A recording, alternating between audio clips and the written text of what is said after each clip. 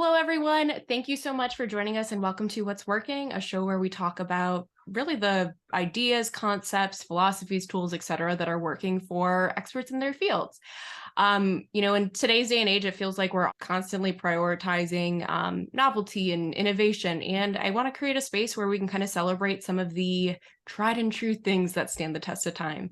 I'm so excited with my guest. As you may recognize, we have the same name. We are indeed related. Nicole Magats is my aunt, and I'm so honored to have her here. She is a managing director at Microsoft under their financial services division, and honestly, just one of the most inspiring women that I know. I mean, you've had such a storied career at Xerox as well as now Microsoft, and just I'm so grateful to have you here and just like have an opportunity to do this interview with you, especially someone that I know outside of work and like know personally. I'm so excited. Well, I am so excited to be here too. So thank you for having me. Excellent. For those of you who know either one of us, you may or may not have searched for us on LinkedIn and have noticed that there is someone with the same name who looks very different, doing something very different. I don't know if I've ever told you this, but I had one of my old hiring managers at my old company would see me liking your stuff, and he texted me on the side and was like, are you just like going through and liking people's content who have the same name as you? And I'd be like, no, that's my aunt. Like, we're related, but I appreciate that you think I'm that funny and like would do a bit like that. Well, someone once asked me how I stayed looking so young and showed me your picture. And I said, oh, because that's not me. We don't even look alike. So there Wow, you go. that's so funny. We don't even look at all obviously. So, I took it as a compliment. I was happy with I mean, you look so young, so you should. Like, it. I thought, well, that's terrific. So thank you. Well, awesome. So this show's going to be a little bit of a different format than usual. We'll kind of dive into Nicole's item that's working for her in a bit, but I think given like A, that it's International Women's Month, and B, like I mean, you're a leader in tech and in a very male dominated field, but I think even more so just have had such a really steady career, and I think even to have seen and done some pivots. And so I kind of want to start there, honestly, just by hearing a little bit about your journey to where you're at now and just kind of how you ended up right now as a managing director at Microsoft. Yeah, so I would tell you, I never really had a very engineered career. I know a lot of people will say to you, I did this, and then I did this, and then I did this, and it was all very intentional. I think it sounds good when I try to reverse engineer it now, but it was never engineered from the start. Yeah. So I kind of ended up where I am in sales through happenstance. I went to the Rochester Institute of Technology. I have a degree in marketing. And when I graduated, I had this oops moment of, wow, marketing doesn't really pay very well. So I think I probably should go into sales because I've got to pay some bills and some student loans. So I was living in Rochester, New York at the time. Xerox was one of the biggest hiring companies for sales. And I thought, well, let's give it a whirl. So I took a job at Xerox in sales, moved through many different roles at Xerox over 19 years, all in sales. And then once I kind of saw what was happening there in terms of the industry, I thought it would be a good thing to think about a different industry. And that's when I came over to Microsoft. So been in the tech space for about 9 years, and it's been a pretty wild ride ever since. I mean, I can't imagine, especially too, I mean, really the advent of like major startups like really starting to hit the mainstream, right? Am I just Yeah, making that it's up? been super interesting because when I first came to Microsoft, we had created Windows, as you know, and that was the big thing. And Windows was kind of phasing out, and the iPhone was cool, and all these other form factors were coming into play. And Microsoft was really figuring out how to reinvent themselves. And so I've kind of come in at a time where I've been here for 9 years, but I feel like I've been at four different companies because the evolution moves so quickly. So it's been pretty fascinating to try to keep up with everything. And one of the mottos that we learned that I've adopted is this whole concept of always be learning. So you never know everything. You always have something to learn, and you should always seek help because nobody can do it on their own. So I think it's a super interesting way to go about a professional journey, and it's not what everybody's always taught from the get-go. So it's been very influential to me. Yeah, and I think that's kind of interesting too, right? I mean, as you kind of hinted at, right? Like there was a bit of this like evolution or kind of like reinvention too for you, right? I mean, A, at the start of your career to move from marketing into sales, but I think even too to make that pivot from Xerox, right? Like a very hardware based company into something like Microsoft. Did you kind of like wake up one morning and were like, I need to make a change? Did it kind of happen naturally over time, or how did that, I guess, like reinvention kind of occur? So I think it's a really interesting question because I'm starting to realize that you reinvent yourself constantly. And I think it's less about these huge changes and more about these slow progressions of things. So if you've ever watched a plant grow, for example, it's not really exciting. And then all of a sudden you look at it 6 months later and you're like, holy cow, the thing has tomatoes or whatever it is that you're growing. And so I think it's a very similar thing here. So I have had to reinvent myself, both from an individual contributor when I first started to a manager to a leader to more of an executive role, and then reinvent myself from moving from a very old school company to kind of a modern company.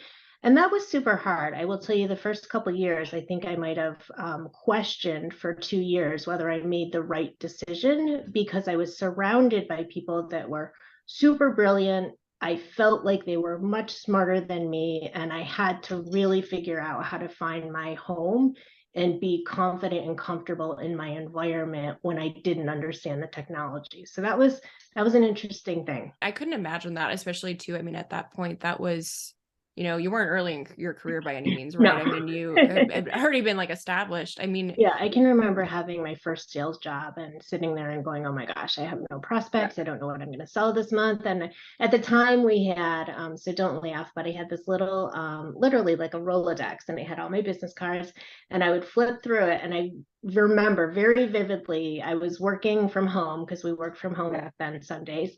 I was working at home. I had this like little futon, and I had this little tiny 13-inch black and white TV because that's all I could afford. And I was flipping through my Rolodex going, who the heck am I going to call this month to get some business? But I just had to take a deep breath and say, okay, got to figure it out. So there's two things that I've really kind of gone by. So the first is around doing good work. So when my children were in elementary school, they used to have this phrase that said, do your best work even when no one else is looking. And I thought, oh, wow, that's pretty cool. So I always kind of think of that, especially when I'm interested in taking shortcuts, because in this day and age, who isn't? But I try to kind of think through that. I have this other phrase that I think about, and it's just that I know I'll figure things out. I just know I will. And the way I think about that is there's never anything I haven't figured out. And whether I do a good job or a bad job, you always kind of meander your way through it and you get to the end. And so the second piece of that is I know in this whole figuring it out, I have a support system. So whether it's my family, whether it's my friends, and even my coworkers, which quite frankly, I think of as my family, I always think about the fact that I know I have people that love and care about me, and I'll figure it out. So we'll do it together and we'll get through it. And those are the two kind of phrases, like do my best work, even when no one's looking, and people love me, and I'll figure it out, are kind of the two things that embody how I think about my career. I love those. Those are so impactful. And I think too, especially as like a woman in the workplace, right? Like trying to figure out how to like navigate these things, especially when it can feel a little lonely or kind of like you're just floundering. I think those are always like such nice things to kind of like refer back to stay oriented. So I mean, I guess with that, like I'd love to really dig into the concept of like do your best even when no one is looking. Like, do you think of like any areas in your life that has like been especially impactful for you? So I think this one is sort of interesting because it relates it's the whole concept of if a tree falls in the woods and nobody is there, does it make a noise? And so it's kind of this thing of even super simple things like I'm putting the dishes away and half of them are wet and I'm going to put them on my shelf and it's going to warp my shelf, or should I dry them first and then put them away nicely? So it relates to super small concepts like that, all the way up to, oh gosh, I have to submit something and it's a super big project and I've worked on it for, 3 weeks at a time, but I'm just going to scrub it one last time before I send it in because that's a reflection of me. So that's how I kind of think about that thing. Where I think it gets tricky is the fact that if you have perfectionist tendencies or type A tendencies, which a lot of us do, um, how do you manage that? And that I think has been something I've been working on for quite Yeah. some time now. It's actually kind of what's going to be my follow-up question too, because I'm definitely someone that falls into it. Like I kind of get into the paralysis of like, oh, if it's not going to be perfect, is it even worth doing? And I've really had to lean into I think it's the Voltaire phrase of like, don't let a best or perfect be the enemy of great or good. Yes. To kind of like shake myself out of that. But I mean, I'm curious, like, have you been able to kind of like find that line between like, doing your best versus like not getting so bogged down into like the perfectionism of it all to let that, prevent you or preclude you from doing or executing? I think it's growth is what it really is. I can remember super early on in my career, first of all, working these crazy hours that I would never ask anybody to work. So I would work every day from, let's just call it 8 till 7 o'clock during the weekday. And then I would work at least one day on the weekend, trying to figure out what I was doing. And when I think back to that, it felt like, oh, you're getting a badge because you're working so hard. But in today's world, that's really not super cool. And that was this whole perfectionism thing on my end. And so I feel like as I've evolved, I've been thinking through this whole, how do I just make progress? And in a sales role or a client driven role, a lot of times it's just, how do we just get something to the customer and agree that we're going to work on it together? And so I find even when you say that to your boss, to a customer, to whomever, if you lead with, this isn't perfect, I would love for us to figure this out together, it puts people's defenses down so they don't automatically feel like they're looking at a final document. And I found that is helpful. And I've started to help my team to understand we just have to do something to show impact. So think through what those things are so that we can start to move the ball forward. You're never going to be perfect. So it's a hard concept, but that's kind of how I've gotten there a little bit easier than when I was early in career. I love that. And I think that even too, like takes a certain bit of vulnerability almost, right? To like own. I mean, Absolutely.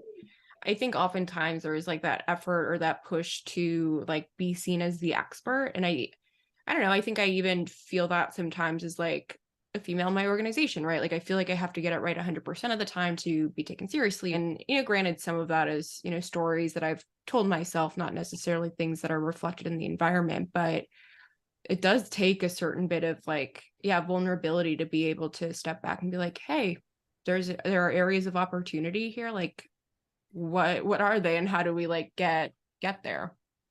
I love that. Yeah, for sure. I figured out years ago when I came to Microsoft. So it was like speaking another language because the technology was so complex. I had no idea what people are saying. And so I'd sit there, oh, yeah, sure, uh-huh.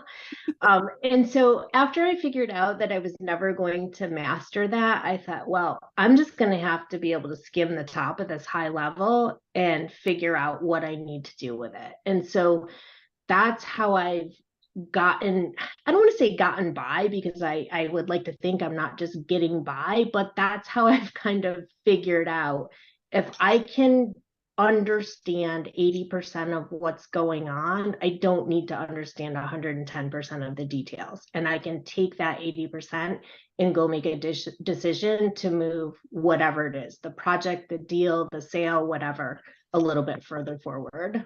So I think that actually serves as like a really good segue point, right, to the second idea, right, of hey, like I'm going to figure out how to figure it out, and I have people in my corner that are going to help me, right? Because I mean, what you just shared, right, like being able to focus on that progress, not progression, right, requires like having that group of people or that kind of tribe, so to speak, right, that you're able to kind of go through and go to, right, to kind of push yourself forward. But I think even too, having that support is tantamount to like help trying to figure it out. So I mean, for you, like, how did you develop your group? What did that look like? Did you have that group starting out, or was it something you had to cultivate? It's so it's kind of an interesting question because I would say on a personal level, I've maintained support from my family, from my friends, and they may or may not always relate to what's happening at work, but I can just kind of shut it off and have a good time and not worry about work with them. What I've had to do at work, I've relied on my relationships to get things done at work. And this has always been the way that I've tried to lead people is by building trust. And this gets a little bit tricky sometimes because it takes longer with certain people and it takes less time with other people. And so it's like, how do you build that trust until you can kind of start to really get full productivity from your team? So I'll give you an example. Right now, I took over a team in October, and we're what, 6 months into it, and I'm at a place now where we started going through some rocky times. People were disagreeing. I think people were becoming more comfortable with each other, so they were happy to voice their opinions, and now we're kind of on the other side of that. So it's that classic forming, norming, storming, performing type concept that you get in MBA school. um, and I think it's real, and I think that the whole genesis of that is building that tribe and building trust to get things done. And without that, I just don't think you can get anything done. So that's kind of my secret, is getting people to like you, getting people to want to work with you, being competent, and being able to utilize those skills to move things forward. Did you feel like you were able to like out the gate be vulnerable in those scenarios, or was that like even a skill in its own for you to cultivate? Oh, that's a really interesting question. So I worked in an environment, Xerox was a very hard-nosed sales environment where make your number, present your forecast. If you're not at your forecast, we're going to have a little talk afterwards type thing. Yeah. Wasn't super comfortable all the time. And so when I came to Microsoft, I had all these people saying to me, "What do you need help with? It's okay that you're missing your number. What can I help you with? We're all a team." And I thought, oh gosh, this can't be real. And so They're lying. I was like, there's no way these people really mean this. And so after, I'm a slow learner. After about 3 years, I figured out, oh wow, they really do mean this. They do want to help me. They do like me. They genuinely want to know about me as a person. And so I had to work really hard to break down those walls.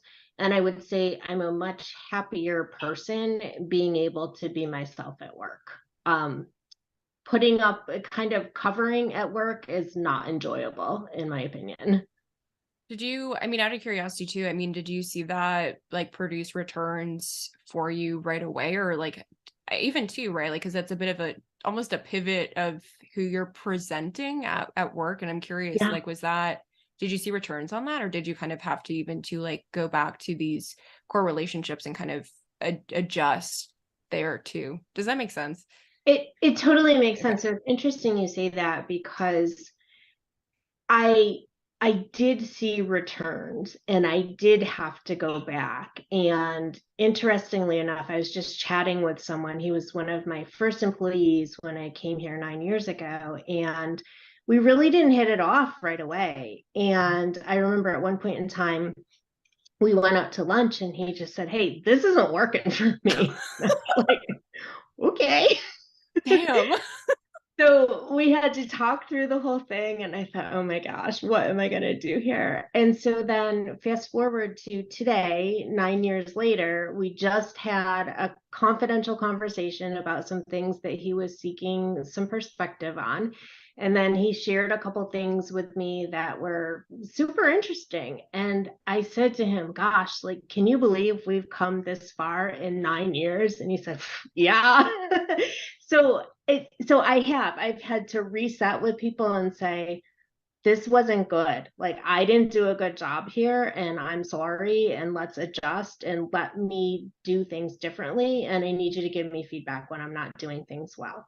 So where that gets complex is sometimes you have to be particular about the way you ingest feedback, because you need to take the right feedback and do the right things. So what you do is you're open yourself up to an invitation for everybody to complain about you. So you really need to figure out, what pieces of this am I going to take and move forward? And that's where you have to kind of build your peer tribe to say, all right, here's the 5 data points I got from my employees. Which do you, peer level manager, think that I should focus on? Or what do you observe about me? Because you always, I think, have blind spots that you just have to correct. And that's a way that you can get that peer level feedback to correct those blind spots. I think what's really unique about that is I feel like sometimes with feedback, right, there's that kind of like passiveness, right? You're waiting for other people, you're waiting for your performance review, you're waiting for X, Y, and Z, right? And you categorically take a much more proactive approach to it, right? By seeking that out. I'm fascinated by that because I think that's something, I mean, something that I've had to really do. And I think I've almost done it as a way, not to protect myself, but kind of hedge the bet, right? Because feedback can like hurt and it can feel kind of icky, especially too because of the vulnerability piece. But I mean, how did you kind of like start seeking out that feedback, right? Because I think everyone knows you don't just naturally wake up one day and say, I'm going to start asking for like, is that, I mean, yeah, like what did that journey kind of look like for you? Well, I don't think I started doing this until about 9 years ago, when I came to Microsoft, and I realized my style had to change significantly. Otherwise, I just wasn't going to get anywhere, because, kind of pounding the, you got to meet your number, you got to meet your number, really wasn't landing. So I had to figure out how to do things differently. And I didn't know how. Like, that was all I knew from the time I was 22 years old. So I had to make some changes. And I just thought, I don't know any different. Like, I'm going to have to learn from other people. So I did a lot of observing. And one of the things we get at almost any company, I think, is you get an assessment tool of how you are as a manager. And so one year I got my assessment back and it wasn't so good. And so I had to sit down with the employees and say, help me to understand this. And nobody talked because they didn't want to tell me that they thought it was terrible. So I had this advocate start to gather feedback from people. And then the person came to me and said, okay, here's the 3 things. And I thought, oh my gosh, I didn't even know. I had no idea. I thought I was helping you. And so it was a real eye opener to me to say, my perspective is not their perspective, and their perspective is reality. And that's what's blocking us from doing the right work. So once I understood that, and the person was great, they framed it in a way that was not personal, I was able to separate my own person from the feedback and able to action it. So it's not been an easy journey, because when you get things that you don't like, it's like, ugh, Yeah, it's like a that doesn't feel gut good. punch almost. Yeah. Yeah. I love that. And I think, for me, one of the things that, I mean, as you know, right, like obviously I look up to in a number of respects, but I think it's so refreshing, I think, to hear like the vulnerability, but I think even too, just like the self-awareness that takes. I think we've all worked with leaders who like don't even take the time to be self-reflective or even, ask those questions. And I think it's very remarkable that you do, and Oh, I think are even like thank seeking you. out that feedback. So I mean, just by like knowing you, right? I know how passionate you are about empowering and really elevating others. I mean women in particular, right, in the tech industry. And I mean, I know for you, right, there's a fair bit of like mentoring and giving back, so to speak, that you try to do. And I, would love to know, like, with a lot of these challenges that you've seen in your career, and I think even too have been able to succeed and work through. I mean, how have you like helped or like mentored others like through some of these challenges that you see them going through in the workplace? Yeah, it's an interesting question because it's actually this is what gives me joy in my work is helping people, like seeing people succeed, giving people ideas and having them come back and say, "Wow, I tried that and it worked and this was great." And so I kind of have a few special soft spots. So it is women in technology. It's truly diversity in technology. I can't tell you how many meetings I sit on that are non-diverse.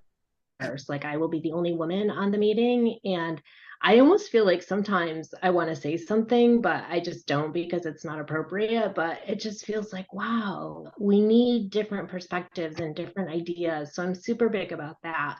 Um, I do mentor as a practice anywhere from 6 to 7 people on a regular basis. And it's anywhere from early in career women and men, mostly women come to me. And then there's a fair amount of diverse early in career people that have come to me. And then there's a fair amount of people that I work with that are moving from any individual contributor position to a manager position and understanding the struggles of changing because just because you were good at your job doesn't mean you're good at being a manager or you understand all the trials and tribulations of being a manager, and that's very shocking to people sometimes. So I love that kind of work. That's my favorite kind of work. I love it. I think especially that last thought, like coming from an HR and recruiting background, that's something that you see quite a bit in organizations. I think even too within specific departments, right? Like, oh, this person was so good. They knocked their numbers out of the park. They exceeded their quota, by like twofold. Now they're in a spot to move up. And I think it's always interesting, right? To see, I mean, there is such a learning curve, right? To Yeah. go from being a technical expert into, I mean, almost stepping back from that in a lot of senses and then having to help facilitate problem solving for Yeah. others. I mean, what advice do you tend to give to folks that are in that position? Like how have you helped them navigate that challenge? So I think the advice I give people normally is that when you are in your job and you are a high performing employee in your job, you don't recognize that other people do things differently from you. And so when you become a manager, it is a huge eye opener to say, oh, wow, these people are completely different than me. They think completely differently. They function different. Their process is different. So that number one is a huge eye opener. But the advice that I give people once they recognize and understand that is to not try to get people to behave like they behave, but to understand what impact and results they're getting from their own process and see if that yields what you want it to yield. And if it yields what you want it to yield, then that's a great thing. If it doesn't, then you have to figure it out. But I think it's very disempowering as a new manager to think every single person is going to behave like me. And that's one of the common mistakes that I see people make. So it's kind of let people make their own mistakes. Just don't let them go so far down the path that you are going to see them fail. You've got to pull them back at some point in time if it's really going down the wrong path. But you do need to let them function because you don't want to disempower them. And that's a very hard thing to sit back as a new manager coming from a high performing individual contributor to kind of bite your tongue and watch that happen. But you have to. I equate it to being a parent where, you know, the kids shouldn't put their hand in the light socket, but They see got to what learn. happens. Yeah. And I think even too, right, the lesson is almost more powerful when they're able to like discover it on their own as opposed to Yeah. like having someone say it. I feel like you see it even with friends, right? They come to you for advice, they don't listen, and then Yeah. it isn't until they go through it and kind of have to navigate for themselves that the advice really means something, as opposed to just a phrase that you're saying to someone. Yeah, that's exactly it. And the other advice I give people, which I have to mind my own advice a little bit more on this one, but is to lead with questions. So instead of just do this, do that, do this, it's okay, what is the result that you're looking to get from this? Or how do you see this process working out? Or who would get engaged in that type of conversation? So asking questions, sometimes the individual will come to their own idea or their own perspective, and it might be the right perspective versus the way they were originally thinking about it. I think that's so interesting. And I mean, I feel like there is like a bit of like the know your audience piece in that, Yeah, right? And like kind of learning, I think like you said at the top of this too, right? Like learning to navigate working with different people. And I think knowing what incentivizes them and disincentivizes them, you become a people manager, you have to know your product, which at that point it's people, right? As opposed to, you know, like the tangible output or outcome that you bring. that's right. Yeah, Fascinating. that's exactly right. The last piece of advice I give new managers is talk less, listen more. So we have this function, I'll just put a little plug in on Microsoft Teams for it's called Speaker Coach. And so you can tell what percentage of the conversation you spoke and what percentage another person spoke. And so my goal when I get off of a one-on-one, especially, is to make sure that I'm only talking in maybe a 30-minute conversation, maybe 10 minutes, and the other person's talking 20 minutes. And so I'm trying to get them to either come to their own conclusions or get to solve a problem on the call by asking questions versus by offering advice. So that I find is a good measure for me of if I'm doing a good job. And then they go away and say, oh, I got the answer without you having to directly tell them that is the answer. I love that. I didn't even know that Teams had that function. How new Yeah, is that? maybe last 6 months it's been That's out. so neat. Yeah, it's pretty cool. I want to be mindful of time and everything, but I mean, thank you so much for joining. I mean, obviously, I leveraged the family card to get you here, but I mean, I so appreciate it, and I think even too, right, in the context of March being International Women's Month, and too, I think you just being such a, I think a great figure within your space, and just like you know, with what you're passionate about as well. I'm so happy you're able to join. So with that, we're going to put Nicole's LinkedIn profile down below, of course. I mean, she's someone that really loves, you know, being able to help other women. I mean, in technology, diverse folks in technology. And I think even too, just like really getting at the heart of inclusion and too, like bringing your full vulnerable self to work. So I definitely suggest, like, at the very least, follow her. She posts a lot of really great content. And I mean, selfishly, I hope you'll come back Yes, I'd another love episode down to. This the was road. a Okay, blast. perfect. Good, good, good. Well, with that, thank you all for joining. As we said at the top of the hour, this is What's Working, a show where we celebrate, you know, really the tools, habits, philosophies that are working for experts in their field.